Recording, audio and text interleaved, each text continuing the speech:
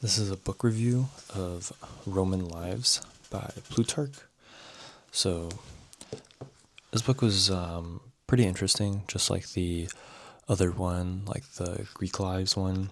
He does a lot of like pairings, but it's just really interesting to see people, back in ancient Rome, ancient Greece, and realize that like a lot of the problems that we have today are the same problems that they had, hundreds and hundreds of years ago, and that you can learn a bit about how they dealt with these problems, and also that like in a sense a lot of the leaders had some of the same shortcomings that we see with the current leaders, and it's just because like human nature just repeats itself, right? It's something that never changes, and that's why we have a lot of similar events that occur throughout history. So I think it was really eye-opening, and I took some notes, and so I'm going to share those with you guys. So one of the first things I kind of remembered from this was that there was someone in the one of the lives that he was analyzing. He kind of touched on this concept of how like possessing great riches and luxuries is not actually as impressive as showing that you're able to do without them. Because in this time, right, a lot of the really big elite were had a lot of money, and they were able to do like so much, right? So they had like these big houses, they had all this stuff. But it's like in that environment when you could wear all of this like, crazy kind of expensive jewelry, expensive clothes, like even if people know you can do that, but you choose not to, that is actually more impressive, because it's like everybody can give in. Everybody can give in to that idea that, you can just like flaunt your wealth and all that stuff, right? But not many people can have the self-restraint to choose not to do that. And so I thought that was a very interesting kind of different approach, different way of thinking of, the idea of wealth and kind of how people show it off, and just how like people approach that in general. So for example, it was Cato. This man lives a very simplistic life because he sees another really successful man in Rome turn down money, and he lives in the same house, and like he doesn't change much about him. He doesn't buy a bigger house. He doesn't do all this stuff, right? And it just gives us a story that like, wealth and riches are great, but they only do so much. And I think that's something that you see, some it's very complicated, because when you first make a lot of money, you start spending it a bunch, right? And then all of a sudden, your new baseline is like, oh, I only fly business class, or I only do this and that, right? And then you just get used to that. And so as such, you don't really go back down. But if you analyze somebody who's become successful, and you take their happiness before they're successful and the happiness after they became successful for like 5 years, you probably will find that after the 5 years, they feel about the same. And just because like our bodies are masters at getting used to stuff, and as such, like you're just not you can't possibly be happy all the time, right? Like we project that in our mind, but that's not how it really is. And I think that like that's something they realized, back then, that we haven't realized today.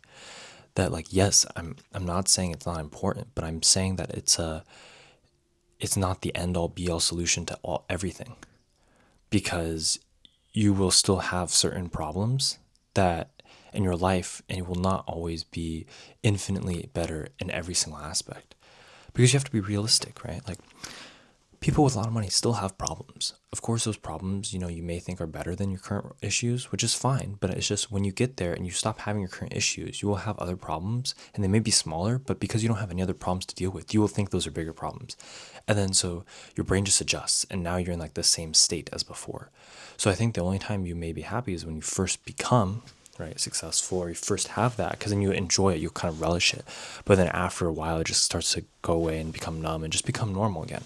And that's what happens. So it's like you kind of have to, I think that's something I thought, you have to kind of like earn your happiness, in the sense like you need to proactively go out there and try to make yourself happy, and through like kind of being more grateful for things. And like happiness is something that is not tied at all to money, which I think is something that nobody realizes. But it's like you have the ability to make yourself happy right now, and people like to tell you that you don't have that ability, but the truth is you do.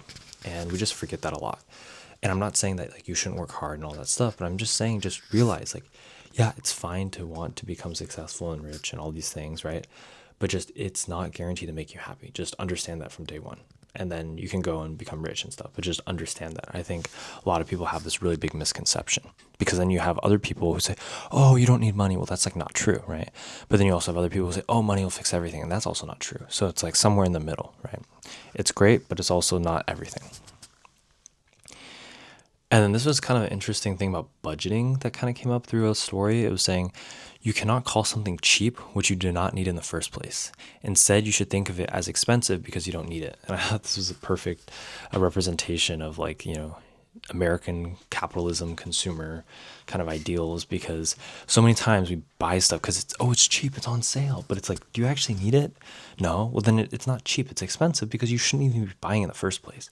And I think that's something that we all need to, if you really want to like save money in a sense, you need to think about, do you actually need these things, right? And it's not about like, oh, am I going to save money by getting it now? Like, do you need it? Yes or no? And then once you do that, then you can decide, yes, I should buy it or I should not buy it. There's this really wise kind of saying in this book, was saying that intelligent people profit more from fools because they learn from fools' mistakes and avoid them. But fools never learn from intelligent people and never learn to copy them. So it's kind of like being intelligent means that you're able to see that you don't have all the answers and you're being willing to learn from other people. I think the interesting thing is that fools often, they're just too full of themselves, right? They can't even be humble. And so as such, like when they can't humble themselves to learn from others, they just, make the same mistakes again and again and again. And so it's like, that's what wise people do, right? Intelligent people are able to learn from others' mistakes, not just their own. So here's another example of just history repeating itself. A lot of times, we might think that, like, we might think that today there's so much like scamming going on, or maybe the government has like all these problems and like, they're stealing all this money. Well, back then, right, in ancient Roman times, the wealthy would lease land to themselves using false names in order to avoid a law that limited how much total land and wealth a person could own. So here you have someone who's pretty much falsifying records back in ancient Roman times to benefit themselves, right? And you would think today that like, oh, there's people who make like fake nonprofits, or they make fake companies and they do all this like shady stuff. And you're like, this is terrible, right? Well, I think like, yeah, it's terrible, but like you got to realize like this has been happening for hundreds and hundreds of years. This is nothing new, right? This is just because this is how humans act when they find a way to, make money, whether it be like legal or illegal, right? It's something that they're just going to like chase after, right? So yeah. And then there's another like thing that happens after this, right? So initially, right, this law is passed to limit how much wealth a person can own, because they can limit how much land you can own. They can do that by the records. But then these like, wealthy people fake the records so they can still own a lot of land, even though it doesn't look like it's under their name. Then there's this gap that becomes really large between the rich and the poor. Does that sound familiar? And so large that the poor stop raising children. Sound familiar? Or they stop helping out with the military. That leads to a shortage of men for labor. I'm just saying this is really uncannily similar to what's happening today. However, the rich just import foreign slaves to the land to work it instead of the poor citizens. This also sounds extremely familiar. I mean, like, I'm not trying to draw all these parallels with America, but like, yeah, there's a huge gap, right? And that huge gap between the rich and the poor can make the poor feel like they're never going to catch up. And as such, right, they're going to maybe stop having as many children. You see the US fertility rate declining. And maybe, I don't know about the military part, but in the end, right, it's more because of fertility, I would say, than people not wanting to work. But we just have a shortage of people for labor. And then, the rich people importing slaves just means, oh, there's a mass immigration, right? And that's actually what provides the source of labor, which is true in the US, right?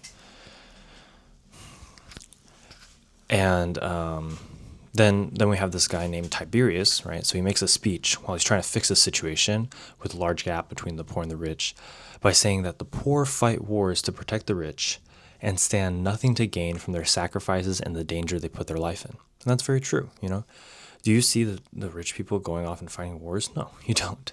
You see all the poor people who, even after the war's over, they don't really gain that much, right? All the wealth goes back to the rich. So just interesting correlation, I think, between today's society and back then.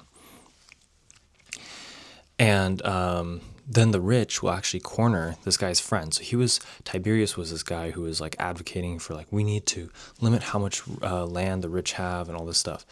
And then the rich people gang up and corner him, right? And they corner his closest friend, and they say, you're going to turn against your best friend Tiberius, okay?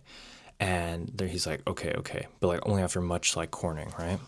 And so that way there's like opposition to this redistribution law, because think about it, every poor person would say, yes, of course, you're right, we need to like limit this and all that. So you get like overwhelming support, but they're like, no, you can't just have all support, you need to have some sort of opposition against this to stop it, right? And the whole reason is because this land redistribution law would have made all the rich lose their wealth. So then the rich then plot to murder Tiberius but he finds out about it, right? Because of course they want him killed because they don't want to lose their land, right? And so he finds out about it and he avoids it. But then on voting day, right, when everybody was supposed to come in, decide and vote if this land redistribution law was a good thing, the rich come and they steal the voting boxes to prevent people from voting. Man, that's just like, I think it's hilarious because like you talk about people who are worried about today's society, they worry about America, they worry about these countries. There's like, oh, all these issues, they never happened before. This is terrible. This happened word for word in like Roman history, like hundreds of years ago. This exact same stuff happens. And so it's just like you open your eyes and you're like, wow, there's nothing that's like unique. There's nothing that's, everything here is just, it's just repeating itself in a different way each time, So it's kind of hilarious if it wasn't so sad, but yeah. And then you know how this all ends, right? So they steal the voting boxes to prevent people from voting. And then Tiberius and his supporters eventually just get clubbed to death in the street by the rich and their supporters. And the rich also could pay people to just do this. So like this is completely just, anti-democratic stuff, right? But it just shows like when there's a lot of powerful interests, right? In certain cases, this is what's going to happen. Yeah. But I think that's enough on that. Then like another big thing I took away from this book was just kind of one part where it's talking about how, we put too much on the future. We put too much value on the future. So over time, our minds forget the great memories, emotions, and events we have experienced. And as a result, our minds become filled with hopes of things instead of the future, right? And this leads us to neglect the present moment and hyperfixate on things of the future. However, the problem with this is that the fortune or turn of future events is so uncertain as to whether it be bad or good, but we know the present and it cannot be removed from us. But we humans continue to reject the present as if we are unfamiliar with it and favor the future with all its uncertainties. This is the definition of discontentment. So it's just like we reject, even if like our present life is so happy, we choose to worry so much about things. And of course there's an aspect like, yes, I need to worry about this, but there's also an aspect like, no, you don't. Like, you don't really need to worry about things that are like years out from now, right? Yeah, you need to worry about like maybe some goals and things like that, but like there should be a finite number of things you worry about, but you shouldn't be worrying about like all these thousands of things that everybody worries about every single day, right?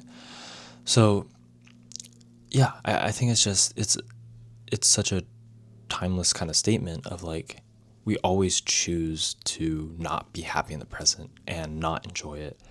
And there's actually a really great book on this called The Power of Now, but yeah, maybe I'll do a review on that later. But yeah, I think it's just like, you would think it's modern society, but it's the same thing happening back then. It's just human nature. We love to forget what great times we already had. We love to forget how great the present is.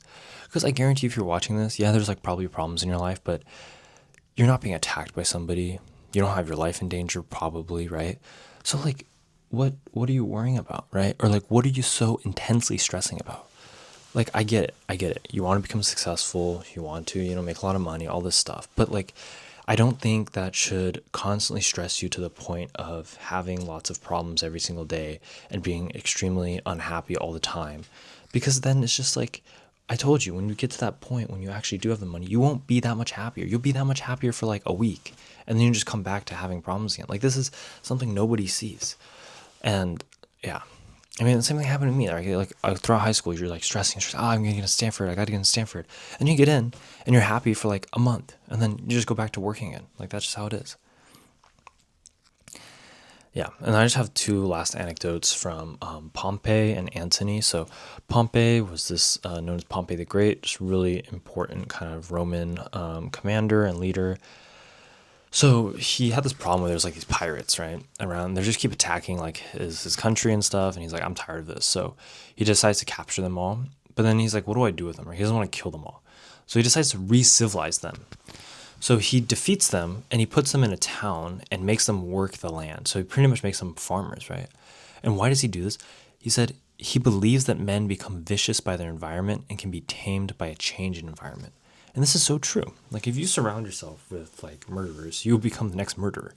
But if you surround yourself with like people who do a bunch of community service work, you'll probably start doing community service work. So I think we oftentimes underestimate how important our environment is in shaping us. And in the digital world, I would actually say that you actually have more control of your environment than you did before. Because like you're able to decide what you listen to, what you watch, who you talk to in a sense, or what kind of your inputs are. Yeah. Then we have Antony. So Antony is another great commander. He ends up, kind of getting killed and failed, just like most of them. But I just really had a problem with this. Like this guy was in love with like Cleopatra, right? And he's just a huge simp. Like he left his army and his soldiers in the middle of war, okay, while they're fighting the enemy. He secretly just deserts them so he can join the ship of Cleopatra, who is just like going a different direction. And I'm just like, I think this is why it's so important you have control of your own mind, because like this is a situation where you behave against all rationality, right? And you just let your desires control you. And like without any check on that, that's like terrible, because you're just making this terrible decision. And Cleopatra's like snaked him out a lot of times and manipulated him, and like he's just acting like this, and I think it's just terrible. So it's like you have to learn to be like wary, right? And actually think about things before you do stuff, and don't let other people just control you like that. I think that's like a very bad thing. But anyway, that's my book review. So I thought it was pretty good. I mean, like it's really eye-opening. I think it's really developing a love for history for me, because I think it's like so important, because you realize just it's a pattern. Everything's a pattern. The world is just repeating itself again and again and again. So if you can learn that pattern, then you can start to learn more about the world and how it works. If you have any questions, put them down below. Otherwise, subscribe for more, and I'll see you in the next video.